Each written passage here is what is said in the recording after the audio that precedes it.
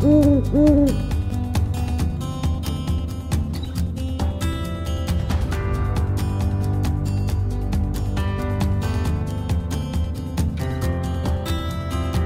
escuela se llamaba Básica Teresa de Bolívar y era muy curioso porque Teresa de Bolívar en la historia de Venezuela no pintaba mucho, sencillamente se había muerto y ya, eso era todo lo que decían los libros de historia. Esa escuela tenía un componente muy importante, era una escuela básica, pública, con una generación de profesores y maestros bastante comprometidos que puedo reconocer que nos elevó a todos el nivel de exigencia, el nivel de lectoescritura, la exigencia con matemáticas fue fundamental y además nos beneficiamos de muchísimos programas que existían en los años 90 a pesar de la baja de los precios del petróleo. Yo recuerdo, por ejemplo, que era una escuela que a pesar de estar en el interior del país, teníamos clases de música, nos llevaban hasta el Teresa Carreño a ver conciertos, teníamos sala de computadoras. En el año 95 teníamos ya una sala con computadoras y también internet, hace más de 20 años, en una escuela del interior. Y eso te cambia la vida, porque no solamente gente de un pueblo que tiene acceso a una biblioteca, estamos hablando de un pueblo que no tenía ni siquiera cine y ya teníamos internet en nuestra educación básica. Eso te cambia muchísimo, sobre todo cuando tienes comedor garantizado, vaso de leche escolar y un montón de cosas que quizás hoy la gente ni siquiera conozca. Esa fue la escuela básica y nos acompañó hasta 9º grado. Para 4º y 5º ya no había niveles, entonces tuvimos que pasar todos los estudiantes de una escuela a otras, a regarnos por allí, y estudié en otra pública, el Tosta García, una escuela que era totalmente distinta, muy violenta, un muy bajo nivel académico. Ahí sí se notaba ya las facturas que había hacia el año 2000, 2001, el Plan Bolívar 2000 ya había hecho algunos estragos ahí en la sede, pero bueno, igual guardo bastantes buenos recuerdos porque si no hubiese sido por esa base, lo demás no hubiese sido posible.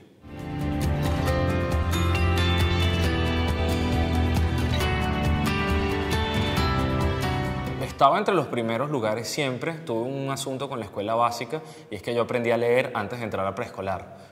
Mi padre fue mi primer maestro, me enseñó a leer a los 2 años de edad, entonces cuando entré a preescolar ya leía y eso era un problema. Eso significó que en primer grado pues me adelantaron y siempre estudié con gente mayor que yo y eso terminó nivelándose ya en bachillerato porque el nivel de exigencia era igual de alto para todos, pero en realidad me aburría. ¿Qué problema tenía? Que como mi familia es tan grande, tan grande, tengo unos 60 primos, yo podía leerme los textos escolares, no solamente el mío, sino el que tenía cada uno de mis primos y los que tenían en años superiores, porque tenía primos en todos los niveles, entonces era muy fácil cuando todos estábamos en la misma escuela.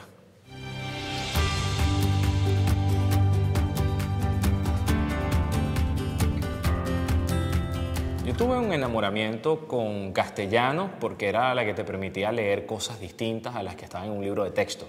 Es decir, una materia donde te evaluaban por leer cuentos, por leer libros, me parecía genial.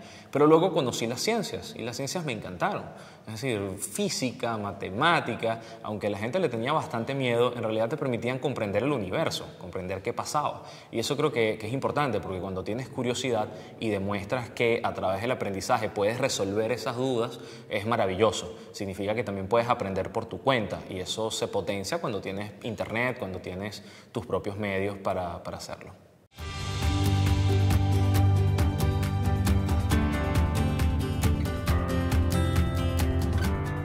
Hay una profesora maravillosa llamada Loida. Loida lo que tenía era que todo el mundo le tenía miedo por el grado de exigencia. Y lo que me gustó de ella es que jamás bajó el nivel de exigencia. Nunca. Y eso te ayuda en el fondo. Cada vez que te evaluaba, cada vez que te exigía más, cada vez que te pedía, te estaba retando y eso es clave, sobre todo cuando la mediocridad a veces es la norma. En este caso no, con Loida no había ningún tipo de concesiones, tenías que hacer las cosas bien o no se hacían y eso es bastante bueno. De hecho, a veces digo que Loida era tan buena, así como la gente de esa generación, que una vez se fueron y se jubilaron, dejaron a sus hijos dando clases, que creo que es la muestra de mayor, solidaridad con la causa, la muestra de mayor apego a la carrera docente, que es también dejar una generación de relevo.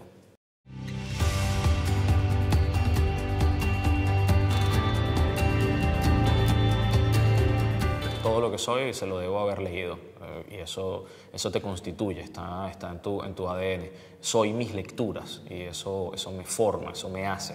Sobre todo cuando aprendes a leer por tu propia cuenta, cuando lees a tu ritmo, cuando lees por placer.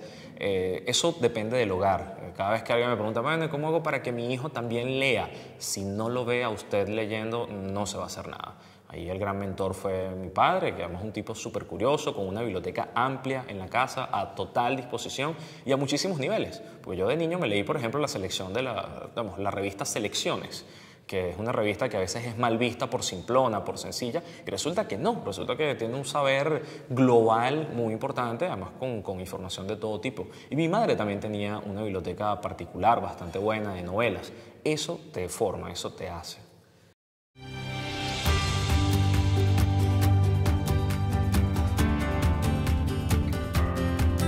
Mi libro favorito es La Isla Misteriosa de Julio Verne. Me pareció una maravilla escribir sobre unos tipos perdidos en una isla, pero que resolvían todos los problemas a partir de la ciencia que para Julio Verne existía en esa época, en el siglo XIX. Es una novela de ingenio, de aventura, que además te reta a imaginar, que creo que es lo maravilloso de Verne como escritor. Cuando entras por allí, cuando tomas ese hilo, luego caes en los 20.000 leguas de viaje submarino, caes en el viaje al centro de la Tierra, el viaje a la Luna. O sea, tu imaginación estalla, explota. Y ahí tuve la fortuna de leer en una época en la que lo audiovisual no hacía tanto peso.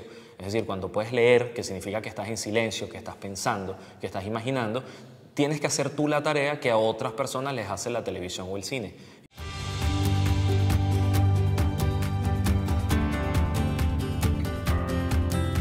Yo diría que su propio camino tiene que labrárselo, que busque cosas que le gusten, y si le gusta un cómic porque lee poquito y tiene muchos dibujitos, pues bienvenido.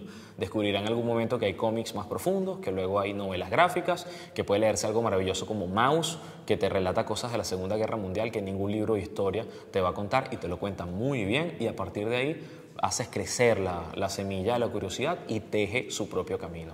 En este momento en el que puedes nivelarte en casi cualquier tema porque tienes Wikipedia a mano, porque tienes cualquier enciclopedia, se hace una maravilla porque ese tema que te puede interesar, así sea cómo hacerte un tatuaje, o así sea cómo cuidar mejor a tu perrito, o cómo sembrar algo, se va a convertir en algo más profundo porque vas a explorar por tu cuenta en Internet.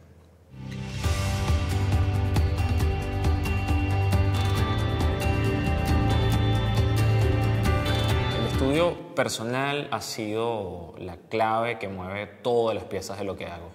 Cuando doy clases, trato de que cada palabra que digo, trato de que cada página que escribo para una nota esté precedida de muchísimas páginas leídas, de muchísimas experiencias vividas, de muchísimas cosas que contar, porque es la única manera de que lo que digas tenga peso, sea denso, tenga algún tipo de significado, no para la otra persona, sino también para ti, te resuene, le resuene al otro. Entonces ahí es donde está la clave del juego, que aquellas cosas que puedas decir contengan multitudes, contengan muchísimos discursos.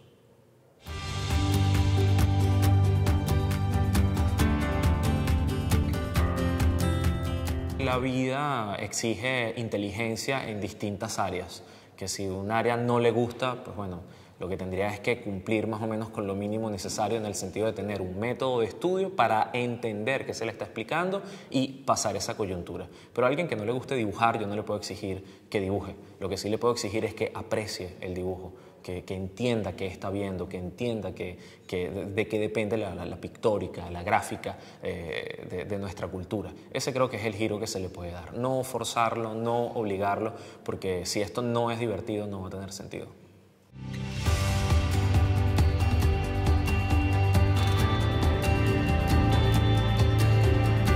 He hecho las cosas porque me gustan.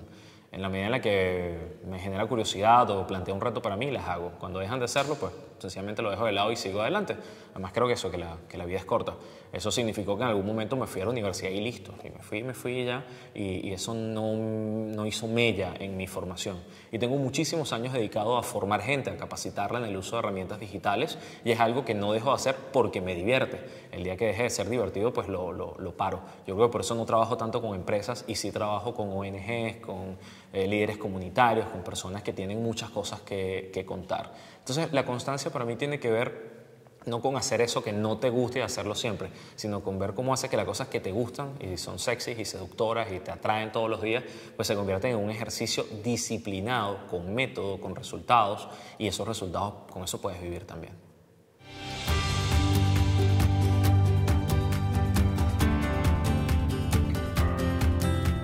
profesores deberían ser los más importantes en una sociedad, de verdad, los más importantes, porque de ellos depende el resto del sistema. Un profesor no forma gente y ya, un profesor forma ciudadanos, forma a esta gente para la vida, le da sentido, los hace parte de un proyecto. Y eso también, eso se olvidó en el momento en el que los profesores y los maestros fueron maltratados por los bajos salarios, reconocidos muy poco en la sociedad, pues esto empezó a caerse. Y tengo un amigo que dice que lo que ocurre en Venezuela en este momento es consecuencia de maestros que le pusieron 10 a los alumnos que le tenían que haber puesto 0,4. Y se nota muchísimo. De los maestros depende la construcción de valores, depende complementar muchas cosas que en los hogares no se puede. Y hoy no se le puede exigir eso a los maestros porque básicamente están viviendo un drama terrible, no solamente en sus propios hogares, sino también en un sistema que no les presta ningún tipo de ayuda. Entonces, si vamos a hacer la arquitectura de un nuevo Estado, de un nuevo proyecto país, los maestros deberían estar al frente porque de ellos depende la vida civil de la República. Y eso es importante decirlo en tiempos de militarismo.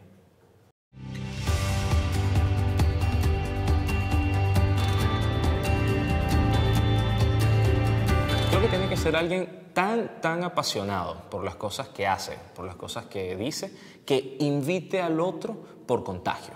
Ese creo que es el mayor reto. Si uno tuviese profesores más apasionados por lo suyo, los estudiantes estarían contagiados de ese entusiasmo.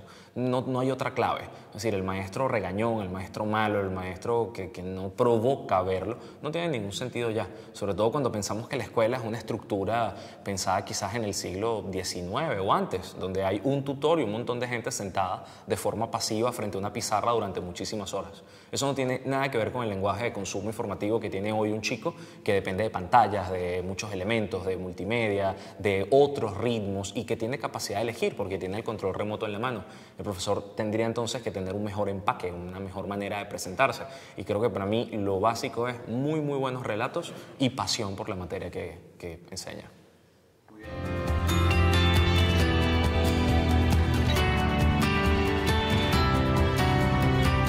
Creo que los maestros en su vida necesitan que les brindemos un café, por favor con leche, algunos tienen muchos meses sin probarla, y que comprendamos el mundo en el que están viviendo. El mayor saludo que podemos hacerles es nuestro respeto, nuestro reconocimiento y también hacerlos sentir como parte del país que queremos, parte del mundo que amamos.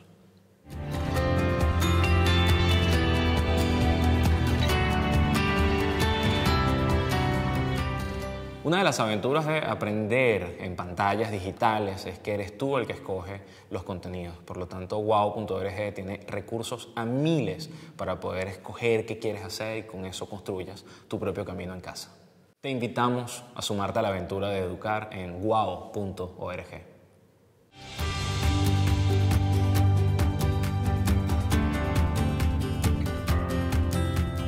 Yo creo que uno de los retos importantes hoy día, además de conseguir nuevos lenguajes para comunicar, es también que los chicos empiecen a pensar de manera compleja el mundo, porque el conocimiento hace convergencia. Entonces ya no podemos ver de forma aislada la matemática, la física, la lengua, la literatura, como cosas aburridas, sino que todo confluye. Hay una teoría unificadora que te permite que esa cosa que sí te guste hacer en la vida, así sea la fotografía, pues entonces tenga que ver con la materia de física que no viste, tenga que ver con lenguaje de visual, tenga que ver con un montón de áreas. Si logramos que el área de pasión de un chico sea construida desde la escuela, va a tener muchísimas más bases y además más aprecio por la institución.